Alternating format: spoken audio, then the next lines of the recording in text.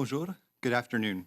Je m'appelle Andrew Hayes et je suis le commissaire à l'environnement et au développement durable par Interim. I'm pleased to be here this afternoon to discuss the three reports that we provided to Parliament this morning. I will start with a brief overview of each report.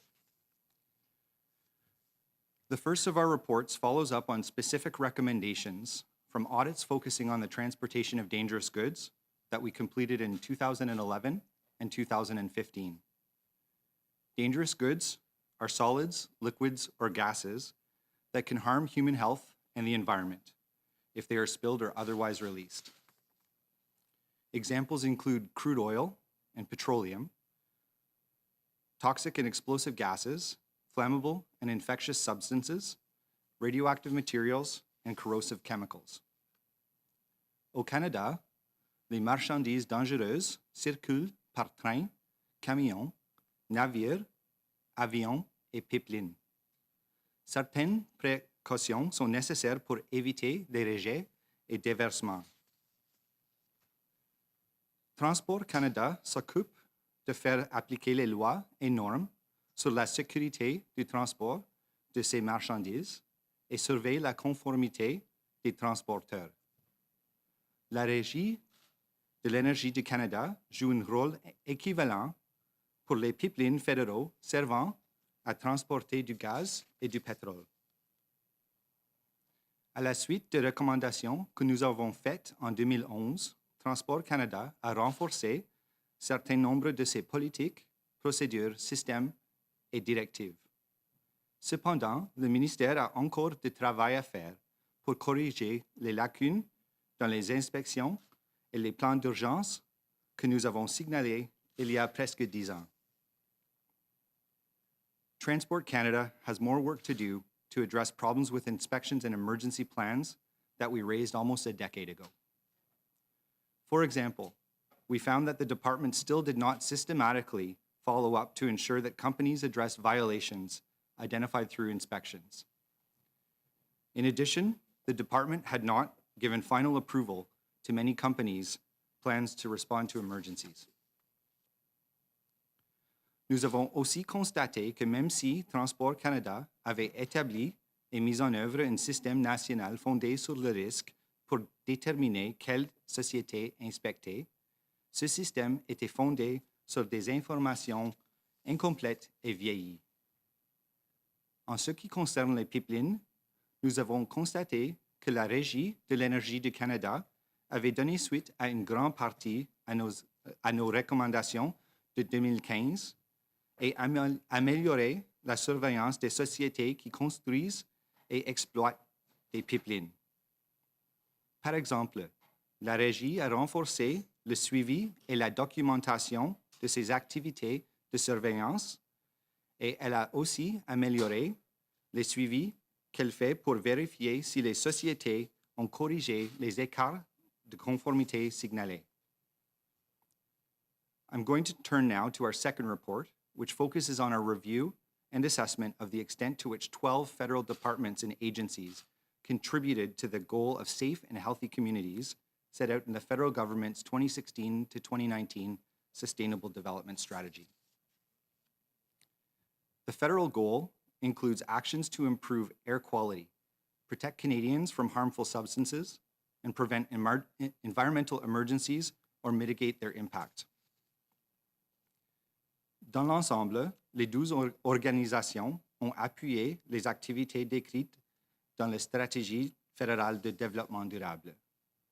Toutefois, les rapports qu'elles ont publiés à ce sujet étaient parfois imprécis et incomplets, si bien qu'il était difficile d'avoir une idée claire de l'ensemble des progrès réalisés.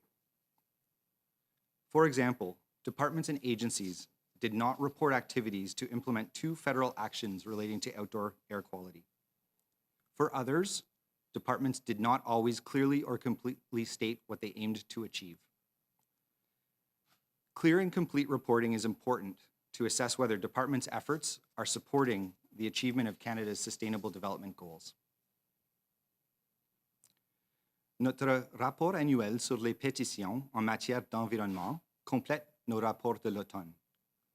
Entre juillet 2019 et juin 2020, nous avons reçu des pétitions sur des sujets très divers, y compris la pollution plastique et les substances toxiques. Concerns about climate change, endangered fisheries, genetically modified fish, nuclear regulation, textile waste, and wolf reduction programs were also brought forward. Petitions are an important mechanism that Parliament put in place to give Canadians a simple yet formal way to get answers from federal ministers to their questions on environmental and sustainable development issues. This year's report includes a case study illustrating how a 2019 petition has resulted in the retrieval of discarded toxic batteries from the Upper St. Lawrence River. I am now ready to answer your questions. Thank you. Merci. So we'll go to questions from the phone or the floor, beginning with the phone. Thank you. Please press star 1 if you have a question. Veuillez appuyer sur étoile 1 si vous avez une question. Our first question is from Marika Walsh from the Globe and Mail. Please go ahead. À vous la parole. Hi, thank you for taking my questions. I just have one question and a follow-up for you. Just first of all, clarifying the state of play with Transport Canada. In its response, it said that it's creating a registration requirement. Do we take from that right now there is no legal requirement for companies that are subject to these laws to register with Transport Canada? Yes, at this point, there isn't a positive obligation on companies to register with Transport Canada. And the recommendation that Transport Canada accepted will see that such a registration requirement may be put in place. The department has agreed to action that recommendation. Okay, and broadly speaking, on your first chapter of this report, what can we say about the state of the safety of the transportation of dangerous goods in Canada that is subject to Transport Canada review? Do we simply not know the state of safety because of all the data gaps, or can we say that it is not safe or not meeting safety standards? Like, how do you actually globally assess the safety overall with this information? So at this point, we raised concerns in our audit about the quality of information upon which Transport Canada operates in terms of their oversight of the dangerous goods. And at this point, we can't say that the information would be able to provide a clear picture of the compliance in Canada. And likewise, we made recommendations for Transport Canada to improve their collection of information so that they could have a clear picture. Know if it's safe? And we'll now move to the next question from the phone, please. Thank you. Once again, please press star 1 if you have a question. Appuyez sur étoile 1 si vous avez une question. And we have no further questions, but just at this time, back to you. Thank you. We'll now go to questions from the floor, beginning on my right. Hi, Mia Rabson from the Canadian Press. Just following up on what my colleague Marika Walsh was asking, when you don't have enough information about compliance, does that mean that we don't have enough information to know whether our transportation system is safe, or do we think it's not safe because we don't have that information about compliance? So I would say that the information that Transport Canada can improve on will give it a clearer picture on the inspections that need to be performed and the follow-ups on inspections where they have found contraventions in the past. At this point in time, Transport Canada doesn't have the information that would be needed to have a clear picture of the safety across the country. And in terms of that, in terms of the report, I mean, you suggested that there's more than 2,000 sites that were identified that weren't added to the database. They're not following up on almost a third of the violations that they find. When I hear those things, I think, well, if trains aren't getting brakes put on properly and we're not making sure, then the system is not safe. Would you say the system is safe or not? So we have noted that there are probably thousands of sites that Transport Canada doesn't have on its radar right now to do inspections, and that's important. At this point in time, we have identified in the report that there are some contraventions that happen, and there's follow-ups that need to be done in order to ensure the safety of the transportation of dangerous goods. We have made recommendations to the department to improve, and we're hopeful that they will. Thank you. Move Hi, on to- Dylan Robertson, Winnipeg Free Press. I'm wondering how much confidence we should have in Transport Canada if this is the situation with oil trains, if they're not actually following up when they've seen breaches in the protocol. How much confidence should we have in our regulator? So I would say that since 2011, Transport Canada has made some improvements. We have highlighted that there are important improvements yet to make. It's concerning when we do see that that the final approval for emergency response plans hasn't been done because there are still directives and criteria that the department has to put in place. That recommendation in particular comes from both our report and the follow-on from Lac Mégantic and the accident that happened there in 2013. When I see the rail accidents that happened earlier this year in Guernsey, Saskatchewan, I say to myself that it's important that these things get done by the department and soon. I would say that our audit team found that the department was very cooperative. We're taking the audit and our recommendations seriously, and the department has accepted our recommendations and have put tight timeframes in place to address those issues. I'm wondering if you can help me wrap my head around some of the stuff that came up in 2011, because it seems to be repeating now, and the amount of oil by rail has only gone up since then. I'm just wondering, like, do you have an idea? Is this underfunding? Is it just that they don't have their IT together? Like, I read this report and I don't understand how is this still a problem 9 years later?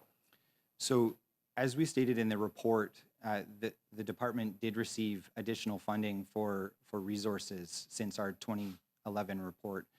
We have seen some progress in some areas, but the information upon which it relies, upon which Transport Canada relies, has to be good quality information in order for it to be able to complete its mandate properly. Thank you. Did you have another question? No, I think I'm good. I'm going to turn it back to the operator for questions on the phone. Thank you. We have a question from Caroline Desplanques from le Journal de Montréal. À vous la parole. Please go ahead. Oui, bonjour. Merci de prendre ma question. Vous avez mentionné Lac Mégantic, la catastrophe de Lac Mégantic. Au regard des données que vous avez compilées et de votre analyse, est-ce que vous avez confiance que Transport Canada aujourd'hui a la qualité des données nécessaires pour s'assurer qu'un tel accident n'arrive plus? Donc, j'ai manqué la dernière partie de votre question. Est-ce que vous pouvez répéter? Oui, pardon, je répète. Donc, je demandais, est-ce que vous avez confiance que selon votre analyse, d'après les données, la qualité des données que Transport Canada dispose, est-ce que vous avez confiance qu'un tel accident ne pourrait plus arriver? Maintenant, je ne pourrais dire que les accidents ne pourraient être ici maintenant. On a vu qu'il y a un déraillement à Guernsey, Saskatchewan, il y a 10 mois, deux déraillements à Guernsey. Je peux dire que le transport des marchandises dangereuses a encore des risques inhérents. Et puis, c'est important que le ministère, que Transport Canada et la Régie de l'énergie du Canada surveillent les sociétés et l'industrie pour assurer la conformité aux lois et aux normes. Il y a beaucoup d'améliorations que Transport Canada peut faire en ce qui concerne l'information qu'ils utilisent pour leur activité. Très bien. En suivi, vous notez qu'il y a une croissance du nombre d'inspections qui sont faites par année, mais la croissance du transport de ces matières-là ou du volume des matières transportées semble aller beaucoup plus rapidement que la croissance du nombre d'inspections. Alors, selon votre analyse, combien d'inspections par année il faudrait faire pour s'assurer qu'il n'y ait rien qui passe entre les cracks? Donc, pour répondre à cette question, je dirais que Transport Canada a mis en place un système national basé sur le risque pour prioriser les inspections. Je dirais que l'information qu'il utilise pour ce système est important. Je ne pourrais pas donner un nombre des inspections, mais c'est important que le ministère trouve l'information exacte et complète pour définir les inspections qu'il va falloir faire. Est-ce que nous avons Merci d'autres- beaucoup. est-ce que nous avons d'autres questions au téléphone? Alors, nous avons une question de Marika Walsh from the Globe and Mail. Please go ahead. Hi there, thank you. I just wanted to clarify what I believe you said in French about lac mégantic. Did you say that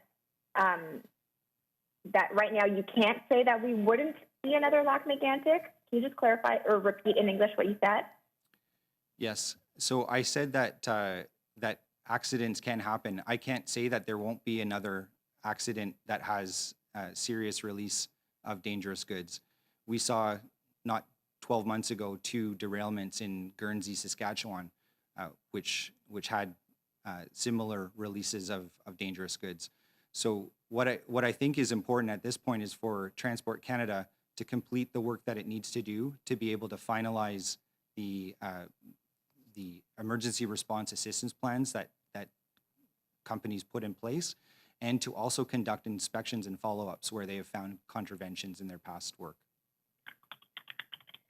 And I noted in your report that you're saying that they are missing their target which is to decrease the number of spills and accidents, at the same time that their staffing and their budget has ballooned. So is there misspending money? Is there not enough money? Do you have any sense of what's going on there? Why are we seeing a near tripling in budget and staffing at the same time that they're missing targets and not making good on all of these things a decade later? So we have seen that the department has made progress in addressing many of the recommendations that we made in 2011. Of course, as we said, there's more work to be done. The point that you made about the increase in the number of events, we did mention that in the context of the Sustainable Development Goals and a specific target to reduce the rate of those events, that there has in fact been an increase. There were some reasons for that. The way that they measure what events would count changed in 2017, but nevertheless, they still rose in number. So I think that at this point, the department needs to focus on the activities that it can take to reduce those actions or those events. Thank you. Do we have a third question from the phone? We have no more questions at this time. Thank you. Moving back to the room. Hi, I just would like some clarification on modes of transportation. You had those 2 concerns in the report with Transport Canada about the database, things not being logged in the database, and then things not being followed up on. And I'm just wondering, like, is this mostly rail, or do you have like a rough breakdown on these 2 issues? How much of this was about vessels versus rail? So we didn't break down our findings in the report in that way. We did break it down by the activities that Transport Canada takes on the one hand and the activities that the Canada Energy Regulator takes on the other for pipelines, but we didn't break it down according to the modes of transport. I don't have that information here with me. Follow up. I'm going to go back to the phone. We still have no questions registered at this time. Back to you. All right, thank you. Thank you.